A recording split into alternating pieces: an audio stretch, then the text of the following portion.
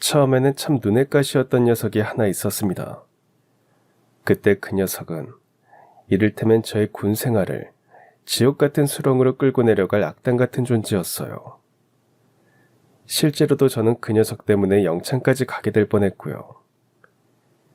그래서 당시 저는 그 녀석으로부터 벗어나고도 싶었고 도망도 치고 싶었지만 그럴 수조차 없는 처지였습니다. 이쯤 되면 악연도 그런 악연이 또 없을 지경이었는데요. 하지만 내가 그의 이름을 불러주었을 때 그는 나에게로 와서 꽃이 되었다 하는 시 구절처럼 제가 그 녀석의 진면목을 발견하고 마침내 영혼의 단짝이 되고 나니까 그야말로 모든 것이 뒤바뀌어 버렸습니다. 그 녀석이 자기 아버지께서 나를 만나보고 싶어 한다는 말을 꺼냈던 그 무렵, 지난 수십 년 동안 감춰져 있었던 비밀이 마침내 본 모습을 드러내게 되었으니까요. 결국 그러한 모든 기적은 저와 그 녀석이 서로가 서로에게 꽃다운 인연으로 깃들게 되었던 덕분이었죠. 과연 그 녀석은 대체 어떤 사람이었길래 저의 군 생활을 지옥과도 같은 수렁으로 끌어내릴 뻔했었는지, 또한 그 녀석과 저의 인연을 더더욱 뜻깊게 만들어준 수십 년 전의 비밀은 대체 무엇이었을지, 그 눈물겨운 진실이 담긴 사연을 지금 바로 시작해 보겠습니다. 대한민국 남자들이라면 다들 한 번씩은 받아보았을 입대영장이 저희 집으로 도착하던 바로 그날, 갓 20살이 된 풋내기 사회인이었던 저는 그야말로 하늘이 무너지는 것 같은 막막한 기분을 느꼈습니다. 물론 군대를 가기 싫다거나 무서워서 그런 기분을 느꼈던 것은 절대로 아니었어요. 오히려 평소 저는 건강한 대한민국 남자라면 당연히 병역의 의무를 완수해야 한다는 생각을 가지고 있었죠. 그럼에도 제가 입대영장을 받자마자 아주 큰 걱정에 빠져들었던 이유는 다름 아닌 극심한 가난 때문이었습니다. 돌아보면 저희 집은 꽤나 가난한 가정이었습니다. 아버지께서 제가 어릴 적에 세상을 떠나셨거든요. 그나마 참 다행스럽게도 어머니께서는 생활력이 아주 강한 분이셨기에 온갖 허드렛 일을 하시며 늦둥이 외동아들인 저를 잘 키워주셨지만 결국 건강을 크게 해치셨던 모양이었습니다. 제가 고등학교 3학년에 진학하던 무렵에 어머니께서 병명조차 제대로 나오지 않는 병환으로 인해 몸져 누우셨어요. 졸지에 가장이 되어버린 저는 대학교 진학을 포기한 채로 중소기업의 말단 직원으로 취직해서 가장 노릇을 해오고 있었죠. 이처럼 집안에 일해서 돈을 벌 수 있는 사람이라고는 저 하나밖에 없는데 그런 와중에 입대영장이 날아왔으니 저로서는 정말이지 앞날이 막막할 수밖에는 없었습니다. 그래서 저는 어떻게든 해결책을 찾기 위해 병무청을 몇 차례씩이나 찾아가 상담을 해보았지만 매번 이런 대답만 돌아올 뿐이었어요. 제가 군대를 가기 싫어서 그러는 게 아니라 지금은 집을 비우고 입대를 할 수 있는 형편이 아니라서 이런 말씀을 드리는 거예요. 병환 중이신 어머니 곁을 지켜줄 사람도 저 하나밖에는 없을 뿐더러 생활비랑 병원비를 벌 수 있는 사람도 저 혼자뿐이거든요. 사정은 저도 충분히 이해합니다만 저번에 말씀해 주셨던 내용을 바탕으로 조사를 해보니까 지금 살고 계신 집의 보증금 액수가 병역 면제 기준을 초과하는 금액이라서 생계 곤란의 사유로 병역을 면제받을 수는 없을 것 같습니다. 그럼 이대로 제가 입대를 하면 편찮으신 저희 어머니는 대체 누가 보살피라는 건가요? 이 병원에서 진단서랑 소견서는 받아오셨나요? 병명이 적혀있는 진단서랑 보호자가 곁에 꼭 머물러 있어야 한다는 소견서가 있으면 저희 쪽에서도 방법을 찾아볼 수 있을 것도 같은데. 안 그래도 병원에 가서 말씀드려봤는데요. 진단서상 명확한 병명이 나오지를 않았어요. 원인 불명의 다발성 통증이라는 내용만 적혀 있었고요. 네, 맞습니다. 당시 저희 어머니의 병환은 병원에서도 그 원인과 병명을 제대로 특정 지을 수 없을 만치 존재 자체가 희귀한 증상이었습니다. 물론 나중에서야 CRPS 복합부위 통증 증후군이라는 진단명이 나오기는 했지만 그건 시간이 한참 지난 이후에서야 진단된 병명이었을 뿐 당시에는 정확한 병명을 찾아내지를 못한 상황이었죠. 더군다나 생계곤란을 사유로 병역면제 처분을 받자니 당시 저와 어머니께서 살고 있던 집 보증금이 면제 기준을 살짝 초과하는 정도였기에 사실상 불가능했습니다. 하지만 그러면 뭐하나요? 당장 걱정인 돈은 집에 묶여있는 보증금이 아니라 당장 제가 입대한 이후의 생활비와 병원비였는데요.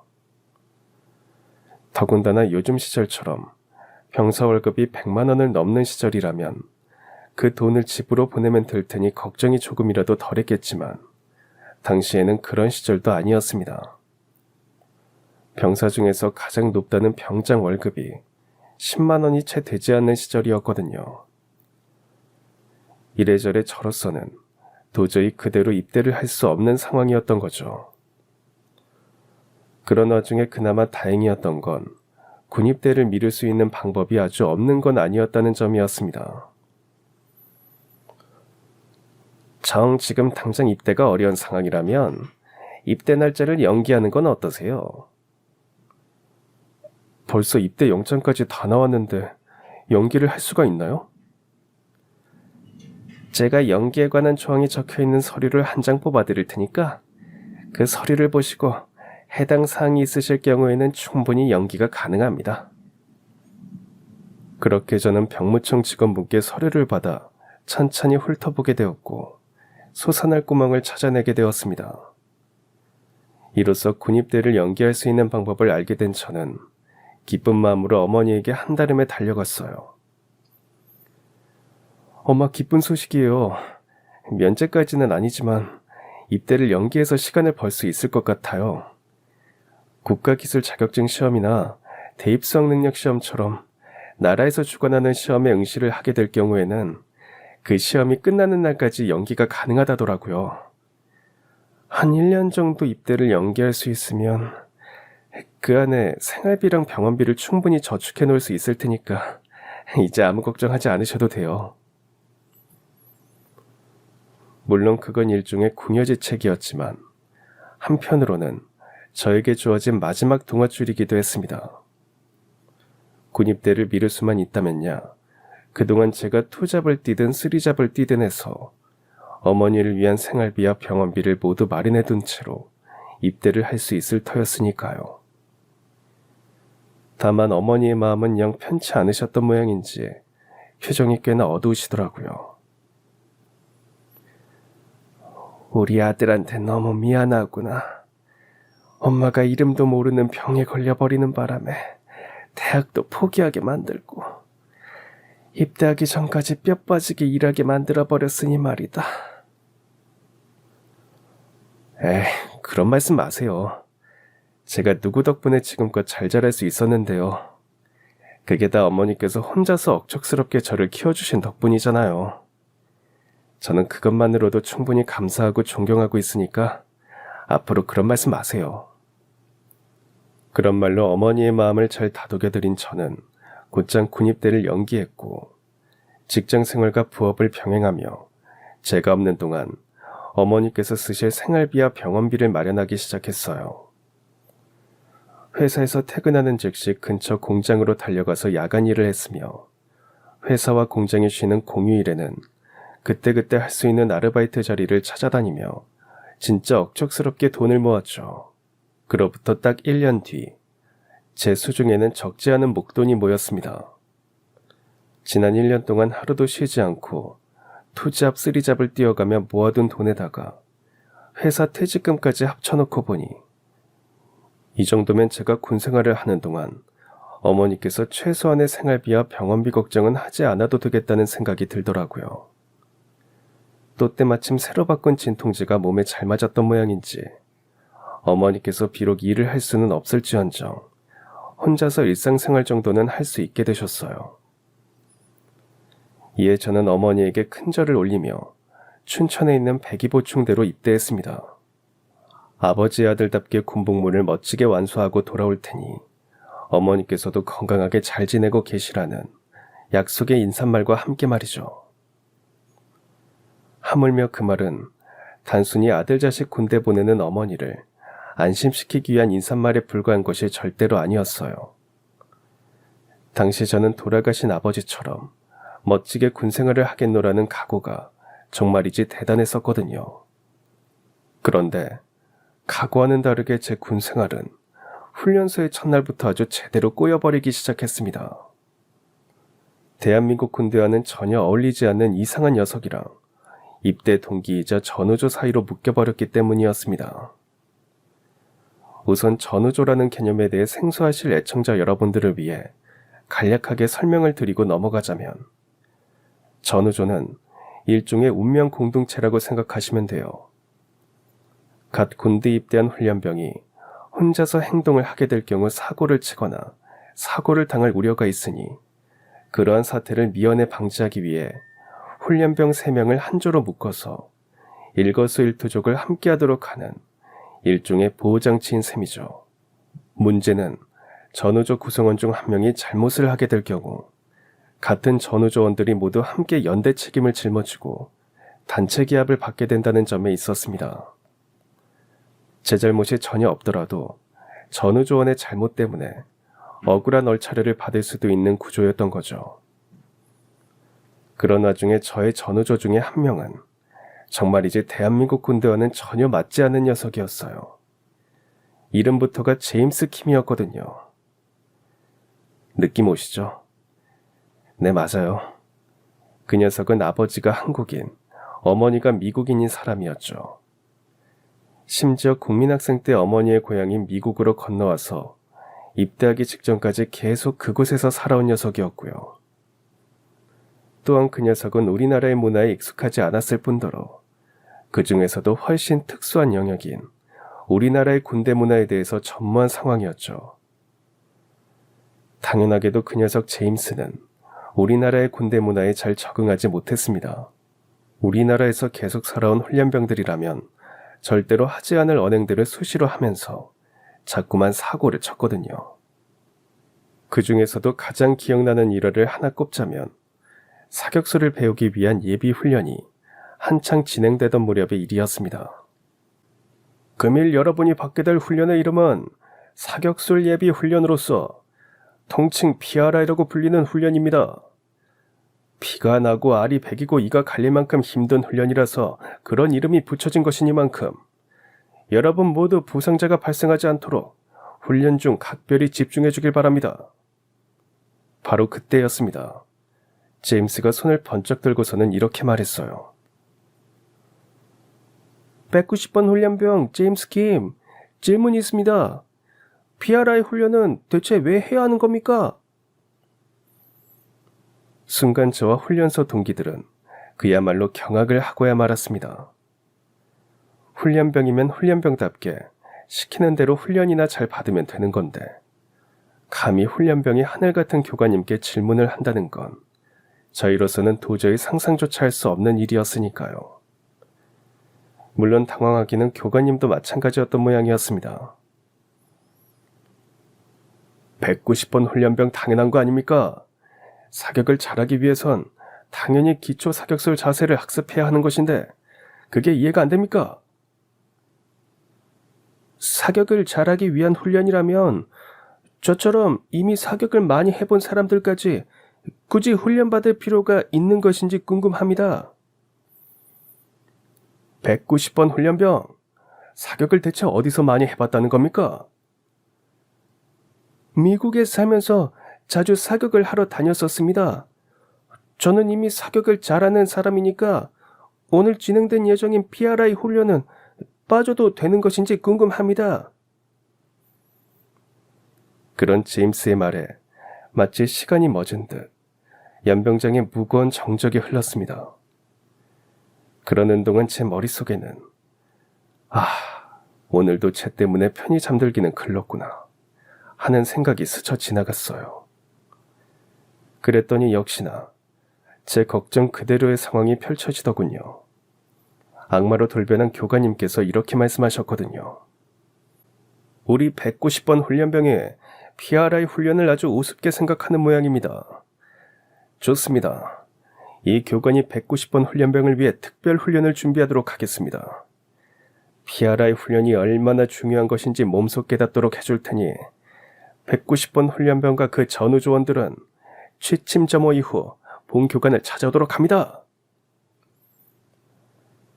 그날 저는 그 녀석과 전우조라는 단 하나의 이유 때문에 피가 나고 알이 배기고 이가 갈릴 정도로 힘들다는 그 훈련을 밤새 받아야만 했습니다. 그런 와중에도 제임스 그 녀석은 자기가 뭘 잘못했는지를 전혀 이해하지 못하는 눈치더라고요.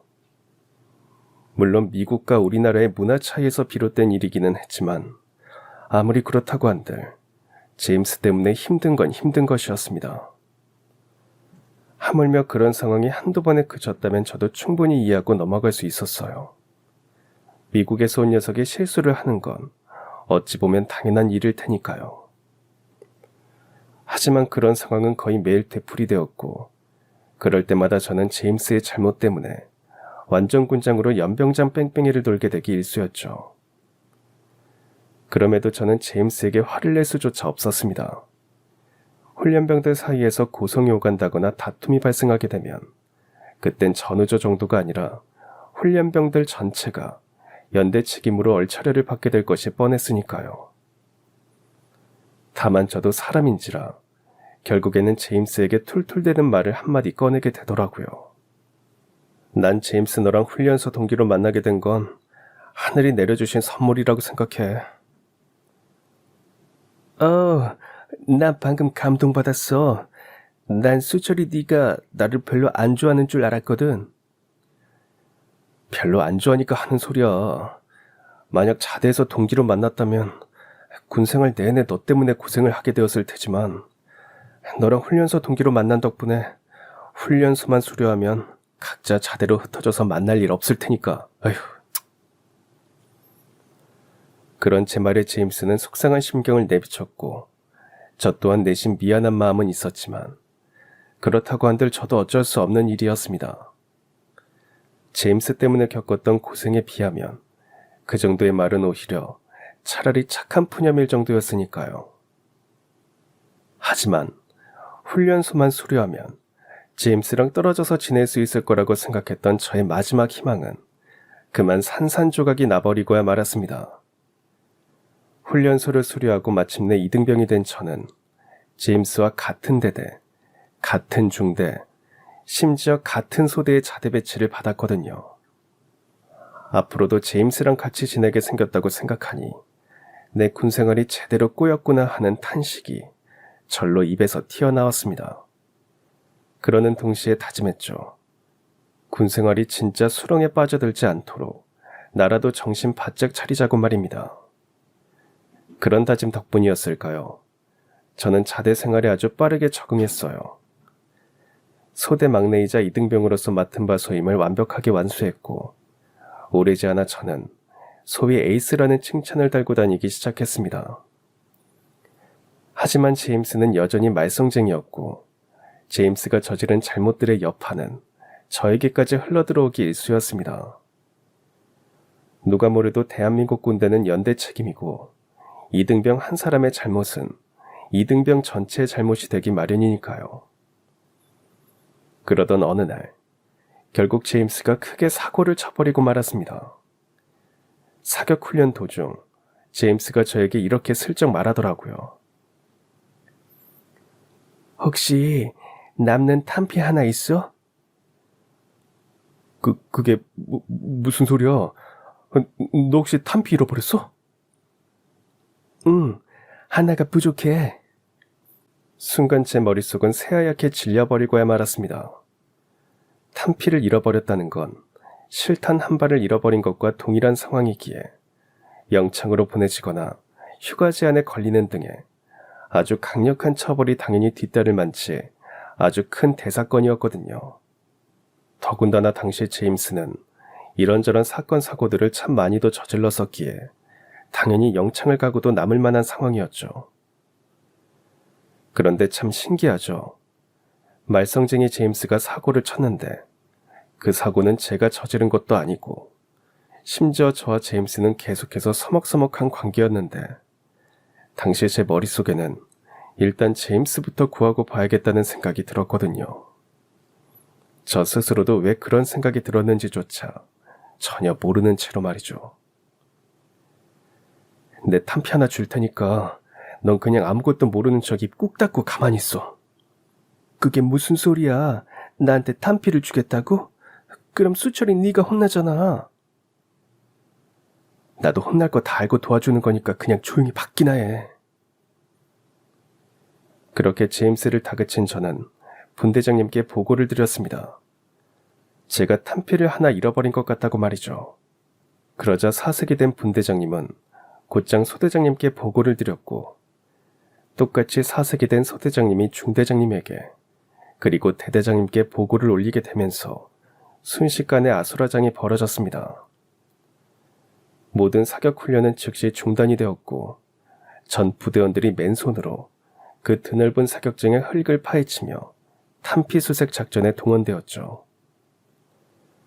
참 다행스럽게도 제임스가 잃어버린 탄피는 그날 저녁 무렵에 발견되었지만 문제는 바로 다음에 이어질 상황이었어요.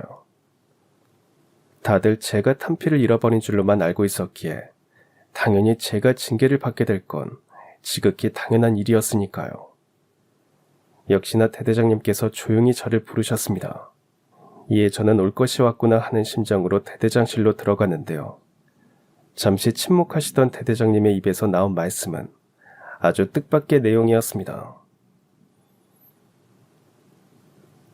금일 탄피를 분실했던 병사가 자네인가? 이병 용수철. 네, 제가 분실했습니다. 죄송합니다. 다시 한번 기회를 주겠네. 정말 자네가 분실한 게 확실한가? 예, 그렇습니다. 그렇다면 자네랑 제임스 이병 둘 다 완전 군장을 챙겨서 대대 연병장으로 나오게. 대대장을 기만한 일에 대한 징계 차원에서 완전 군장 구보 처분을 내릴 테니. 순간 저는 고개를 갸웃했습니다. 대대장님께서 저에게 내리신 징계는 탄피 분실에 대한 처벌이 아니었으니까요. 물론 대대장님께서는 이미 모든 진실을 알고 계셨기에 저를 영창에 보내지 않기로 결정하셨던 것이었어요. 조금 전에 제임스 이병이 소대장, 중대장 다 건너뛰고 나한테 직접 찾아와서 이실직고를 하더구만. 자신이 탄피를 잃어버렸는데 동기인 용수철 이병이 자신을 감싸려고 스스로 희생한 것이라고 말이세. 죄송합니다. 제 동기가 미국 출신이라서 우리나라의 문화에 많이 서투릅니다. 소대장님이랑 중대장님께 먼저 보고를 드려야 한다는 걸 잘 몰라서 그래서 다짜고짜 대대장님을 찾아뵈었던 것 같습니다. 이 대대장은 보고 체계를 무시해서 그러는 게 아닐세. 중요한 건 서로를 아끼고 지켜주려는 전우애지. 동기 사랑이 곧 나라 사랑이라는 말이 있듯이 대대장은 두 사람의 전우애에 감동했네. 그래서 탄피 분실권에 대한 징계를 내리지 않기로 결정한 것일세. 대신 주변에 보는 눈들도 있고 그냥 넘어갈 수는 없으니 연병장 구보 정도의 가벼운 처벌을 내릴 테니까 그 정도는 자네 두 사람이 감수하도록. 덕분에 저는 영창갈 위기를 모면했습니다만 머릿속이 참 많이도 복잡했습니다. 제가 왜 그 녀석을 도와주었는지도 잘 모르겠고 하물며 제가 기껏 도와주었더니 제임스는 왜 또 자기 잘못임을 밝혔는지에 대해서도 이해가 잘 되지 않았으니까요. 그랬던 제가 깨달음을 얻게 된 건 제임스와 단둘이서 완전군장 연병장 뺑뺑이를 돌던 와중의 일이었어요. 당장이라도 쓰러질 것처럼 힘든 몸보다 싱숭생숭 복잡한 머릿속이 더더욱 큰 고통이었던 저는 턱끝까지 차오른 숨을 무릅써가며 제임스에게 직접 물어봤습니다. 대체 왜 대대장님께 사실대로 보고한 거야? 내가 기껏 용기 내서 도와줬더니만. 그동안 수철이 네가 나 때문에 얼마나 고생을 많이 했는지 잘 알고 있거든. 그래서 나 때문에 영창까지 보낼 수는 없다고 생각했어. 그리고 수철이 너랑 친해지고 싶은 마음도 있었고. 나랑 친해지고 싶었다고? 응. 우리 부대에서 동기는 수철이 너 한 사람밖에는 없잖아. 더군다나 나는 미국에서 귀국하자마자 입대해서 우리나라에 친구도 하나 없어. 전화나 편지가 올 일도 없는 처지인데 심지어 그런 와중에 유일한 동기인 너랑은 계속 써먹써먹하지. 그래서 너랑 친해지고 싶었어. 바로 그 말 덕분에 저는 그날 제가 왜 제임스에게 탄피를 주었는지, 제임스의 잘못을 제가 왜 뒤집어 쓰려고 했었는지 그 이유를 깨닫게 되었습니다. 미운 정도 정이라는 말이 있듯이 그동안 저도 알게 모르게 제임스랑 미운 정이 쌓였던 모양이었어요. 더욱이 저 또한 군생활이 꽤나 외로웠던 모양이었죠. 그래서 제 마음속에서도 제임스와 마음을 터놓고 서로 의지하며 지내고 싶다는 생각이 저도 모르는 사이에 싹트고 있었던 모양이었고요. 아무튼 그날 그 일을 계기로 저와 제임스 사이에는 아름다운 동기애가 조금씩 생겨나기 시작했습니다. 서로의 어깨에 의지해가며 그 힘든 군생활을 함께 이겨나가는 사이가 되기 시작한 거죠. 더욱이 바로 그 무렵 저는 그 녀석의 진면목을 제대로 알게 되었습니다. 넌 대체 어쩌다가 입대하게 된 거야? 어머니께서 미국인이라면서.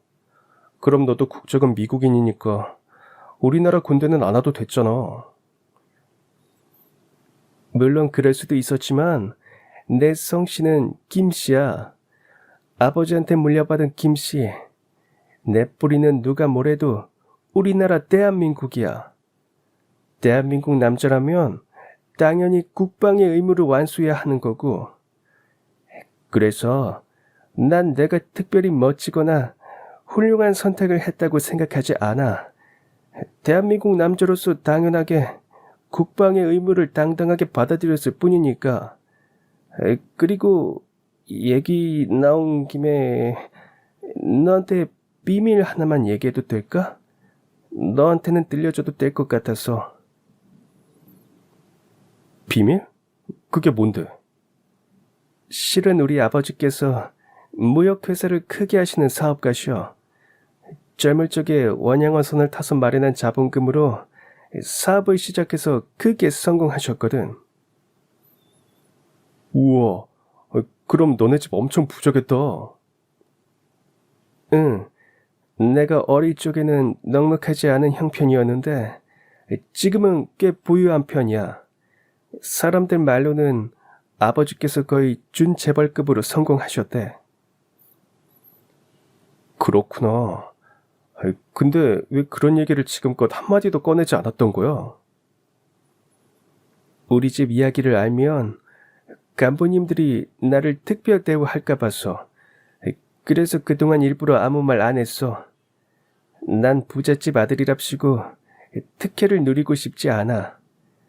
똑같이 군생활 하러 왔으면 다른 전우들이랑 똑같이 지내야 옳은 일이라고 생각하니까. 그게 공평하고 정의로운 일이기도 하고. 네, 맞습니다. 제임스는 우리나라 군대를 입대하지 않을 수 있는 기회가 총 2번씩이나 있었어요. 어머니의 나라인 미국인으로 살면 우리나라 군대에 입대하지 않을 수 있었고, 준재벌급인 아버지의 백을 쓰면 마찬가지로 입대하지 않거나 간부님들로부터 특혜를 받으면서 편안한 군생활을 할 수 있었을 텐데 일부러 그러지 않았던 거죠. 대한민국 장정으로서 다른 또래 친구들과 똑같이 병역의 의무를 완수하기 위해서 말이죠.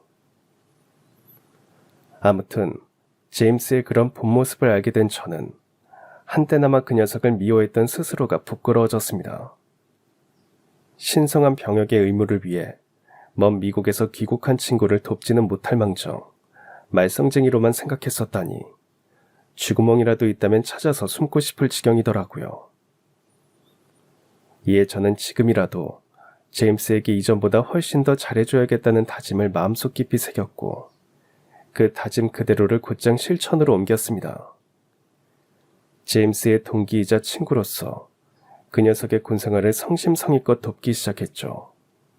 덕분에 제임스는 자랑스러운 대한민국 육군 장정으로 빠르게 거듭나기 시작했고 그러는 사이에 저희는 나란히 일병으로 진급하게 되었는데요.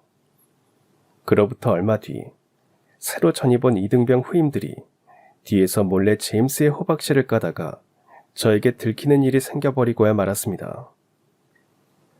제임스 일병이 이등병인 자기들보다 군생활을 잘 못한다면서 지들끼리 씹어대고 있더라고요. 이에 저는 군생활을 통틀어 처음이자 마지막으로 후임들에게 역정을 냈습니다. 당연히 사랑하는 동기이자 친구인 제임스를 위해서였죠. 그래, 제임스가 이등병인 너희들보다 군생활이 서투를 수는 있어.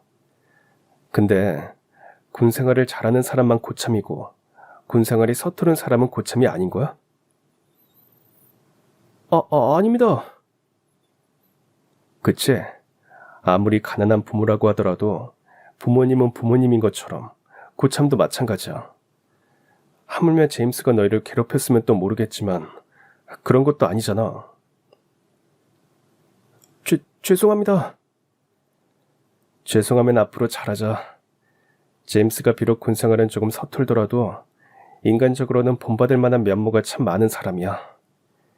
그래서 난 너희들이 제임스에게서 많은 것들을 배우고 전역했으면 좋겠어. 그렇게 될 수 있도록 나도 많이 도와줄게. 그런 제 말에 이등병 녀석들은 아주 크게 뉘우친 모양이었습니다.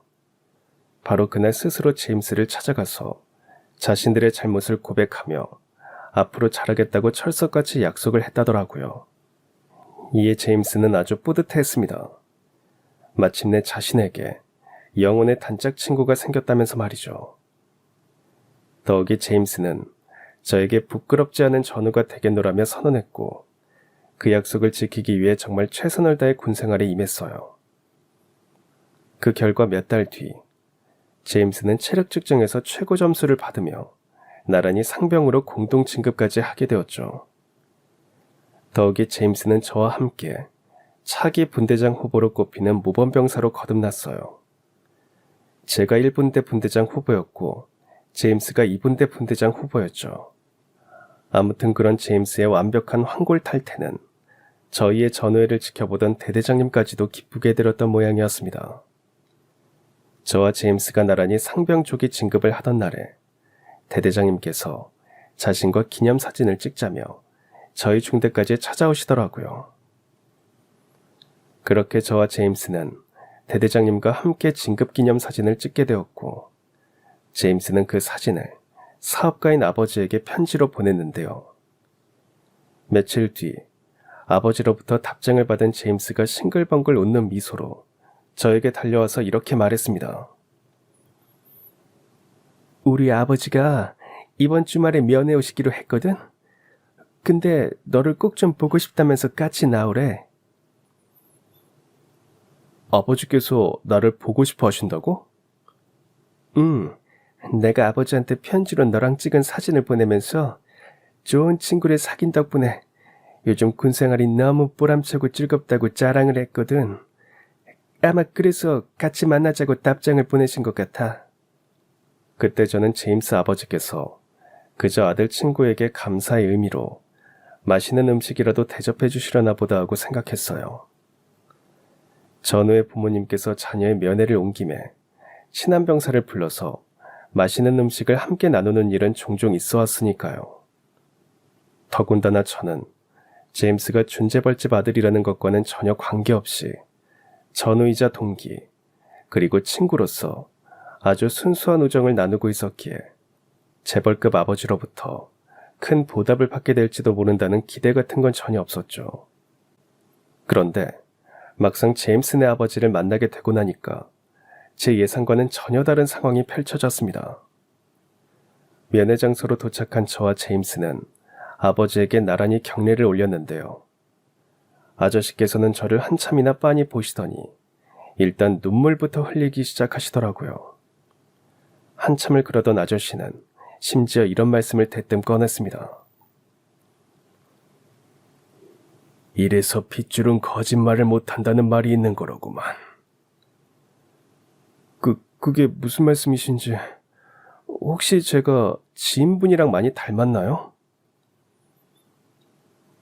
자네 이름이 용가수철이라고 했지. 어떠한 삶의 역경을 겪더라도 절대 무너지지 말고 마치 용수철처럼 반짝 튀어오르라는 뜻에서. 그리고 자네 아버지께서 직접 지어준 이름 맞지 않나? 네, 맞아요. 근데 그걸 어떻게 아세요? 제임스한테도 이야기해 준 적 없는 일인데. 그러자 아저씨는 마치 20대 청춘으로 돌아간 듯한 표정으로 잠시 추억에 잠기더니 이내 자신의 젊을 적 이야기를 들려주기 시작하셨습니다.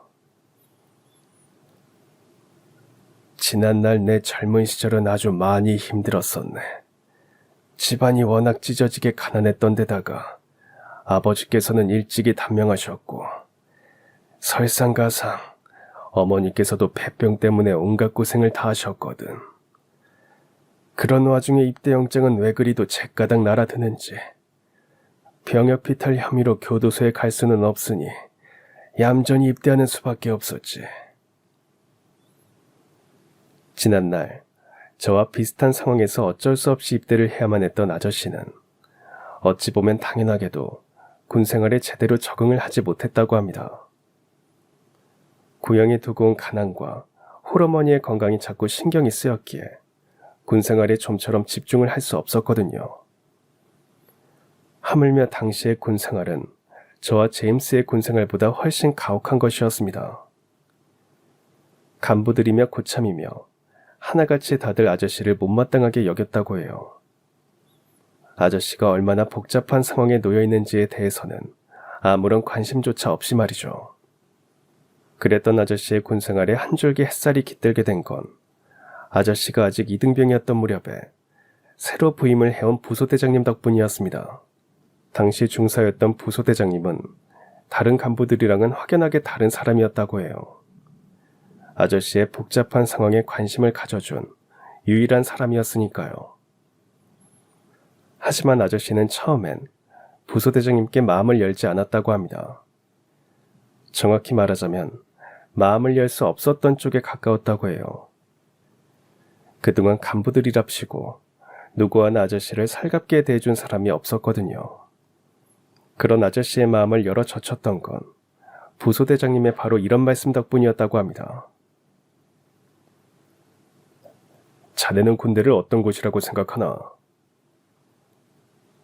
좋은 곳이라고 생각합니다. 이봐 김희병, 지금 이 자리에는 자네랑 나밖에 없네. 그러니 솔직하게 얘기해도 괜찮아. 그게 그러니까 감옥 같은 곳이라고 생각합니다. 어쩔 수 없이 끌려와서 청춘을 허비하게 되는 곳이니까요. 그래, 틀린 말은 아니지. 하지만 말이세, 나는 군대 또한 사람 사는 곳이라고 생각하네. 군대에서 무엇을 얻어갈 수 있는지 잘 생각해보면 답은 아주 쉬운 것 아니겠나. 전투 기술을 배우다가 사회로 돌아가서 써먹을 것도 아니고, 그렇다고 병사들 입장에서는 목돈을 모아서 제대할 수 있는 것도 아니고, 결국엔 남는 건 사람뿐이라네. 소중하고 귀한 인연 하나 얻어서 제대할 수 있다면야 그것만큼 값진 일이 또 없을 테니 말이야. 그래서 말인데, 자네의 상관이기 이전에 한솥밥 먹으면서 지내게 된 인연으로서 인간적으로 하나만 물어봐도 되겠는가? 네, 말씀하십시오, 부소대장님. 자네가 군생활에 집중하지 못하는 이유가 궁금해. 무슨 걱정거리라도 있는가? 그걸 말씀드린다고 해서 달라지는 건 없다고 생각합니다. 당장 전역하고 고향으로 돌아갈 수 있는 일도 아니지 않습니까? 물론 그럴 수는 없겠지만 마음을 터놓으면 적어도 우리가 서로 어깨를 기댄 채로 의지할 수는 있을 걸세. 그러나 자네가 입을 꾹 닫고 아무 말 하지 않으면 난 자네에게 좋은 인연이 되어줄 수 없어. 자네의 마음속 깊은 곳까지 다가갈 수가 없으니까. 그날 아저씨는 눈물을 뚝뚝 흘려가며 당시에 처해 있던 어려운 상황을 모두 털어놓았다고 합니다. 그러자 부소대장님께서는 바로 그날 말년병장들을 우르르 데리고 부대 밖으로 외출을 나가서는 회식을 시켜주셨다고 합니다. 그리고는 말년병장들에게 직접 소주 한 잔씩을 따라주며 이렇게 부탁하셨죠. 고향에 두고 온 가족이 걱정되는 건 말년병장이나 막내 이등병이나 마찬가지 아니겠나. 그래서 말인데 자네들이 우리 막내 김이병을 잘 좀 보살펴주게. 자네들이 그렇게 해주면 나도 부소대장으로서 자네들에게 베풀 수 있는 편의는 모두 다 베풀어주겠네. 거기서 끝이 아니었습니다. 부소대장님께서는 군대도 사람 사는 곳이라는 철학을 바탕으로 부대 내 모든 장병들의 마음을 사로잡았고, 그런 부소대장님 덕을 제대로 본 사람은 이등병이었던 제임슨의 아버지였죠. 그를 향한 미움의 시선은 어느덧 감쪽같이 사라져버렸고 오히려 응원과 격려의 시선이 쏟아지기 시작했으니까요. 더욱이 부소대장님께서는 아저씨를 직접적으로 도와주시기까지 하셨습니다. 훈련 중에서도 가장 힘들다는 유격 훈련을 끝내고 심지어 백리 행군까지 해가며 부대로 복귀하던 바로 그날, 부소대장님이 고의 잡혀진 신문지 한 장을 건넸거든요. 이에 아저씨는 영문도 모른 채로 신문지를 펼쳐보았는데요. 그 안에 들어있던 건 바로 산삼이었습니다. 이건 산삼 아닙니까? 이 귀한 걸 대체 어디서 캐오셨습니까? 내가 강원도 산골 출신이라서 이런 걸 잘 알거든. 훈련 쉬는 시간에 산삼 한 뿌리가 눈에 띄길래 자네주려고 조용히 캐왔어. 잘 말려뒀다가 휴가 갈 때 집에 가지고 가서 편찮으신 어머님 잡숫게 해드리게. 정말 감사합니다. 근데 저한테 왜 이렇게 잘해주시는지. 글쎄, 아무래도 내가 자네랑 친해지고 싶어서 그러는 모양인갑지. 지금이야 부소대장이랑 병사 사이로 지내지만 자네가 전역하고 난 다음에도 계속 형님 동생 사이로 지내면 좋지 않은가. 나도 군생활 하면서 자네와의 귀하고 소중한 인연 하나 얻어갈 겸 말일세. 그렇게 아저씨와 부소대장님은 병사와 간부 사이를 넘어 인간적인 교류를 하는 사이로 발전했고, 얼마 뒤 아저씨는 휴가를 나가서 편찮으신 어머니에게 산삼을 전해드리고 돌아왔습니다. 어머니께서 차도를 보이셨다는 아주 기쁜 소식과 함께 말이죠. 덕분에 고향 걱정을 반이라도 덜게 된 아저씨는 군생활에 집중할 수 있게 되었고, 군생활 말미에는 분대장까지 되면서 부소대장님과의 환상의 콤비를 이루었다고 합니다. 훈련 때마다 두 사람의 활약 덕분에 매번 최우수 중대로 선발되었거든요.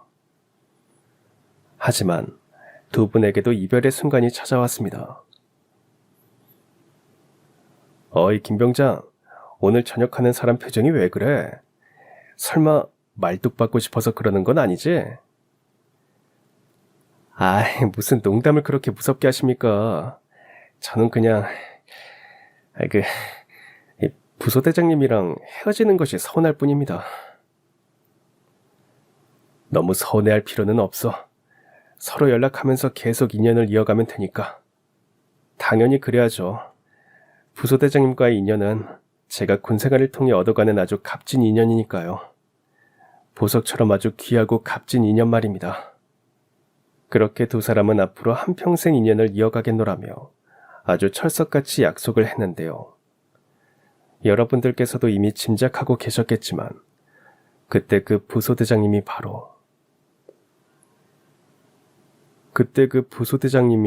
저희 아버지셨던 거죠?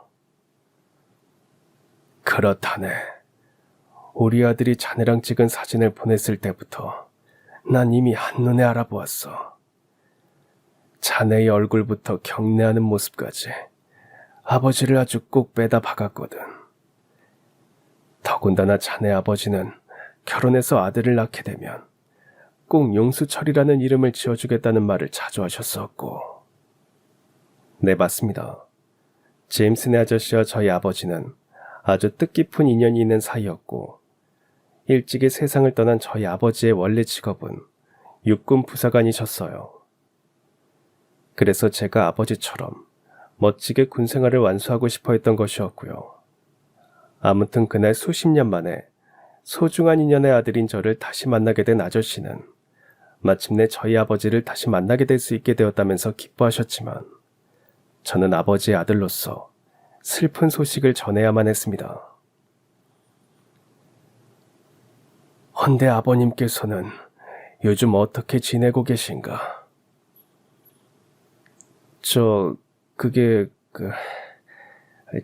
제가 어릴 적에 이미 돌아가셨습니다. 뭐라고? 부소대장님이 돌아가셨다고?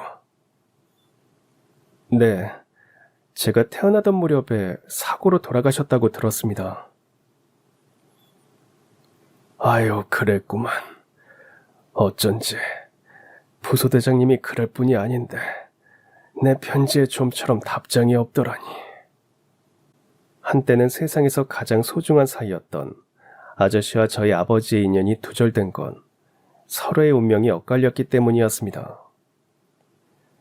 아저씨의 말씀에 따르면 처음 인연이 엇갈리게 된 건 아저씨께서 가난을 극복하기 위해 원양어선을 탔기 때문이라고 하셨어요. 한번 출항하면 몇 달씩 배 위에서 지내야만 하는 원양어선의 특성상 편지를 주고받기 어려웠거든요. 물론 그럼에도 아저씨는 저희 아버지를 잊지 않았습니다. 원양어선을 타고 집으로 돌아올 때마다 저희 아버지에게 안부 인사와 무용담이 담긴 편지를 보내셨죠. 하지만 좀처럼 답장이 돌아오지 않았다고 해요. 왜냐면 그때는 이미 저희 아버지께서 작고하신 다음이었을 뿐더러 당시 어머니는 생활고로 인해서 외동아들인 저를 업고서는 사글세 새방으로 이사를 떠나간 상황이었기 때문이었습니다. 그래서 내가 아무리 편지를 보내도 답장이 오질 않았던 게야. 내가 아무리 수소문을 해보아도 일말의 소식조차 닿지를 않았던 게고. 네, 아무래도 그랬던 것 같아요. 여하간 늦게나마라도 부고 소식을 전해드릴 수 있어서 다행입니다. 그래, 다행이고 말고. 그토록 험악하게 세상을 떠난 건 분명 슬픈 일이지만 부고 소식을 아는 것과 모르는 것은 천지 차이니 말일세. 헌데 그럼 자네는 홀어머니 설화에서 자란 겐가? 아버님의 군인연금으로 생계를 해결해왔고.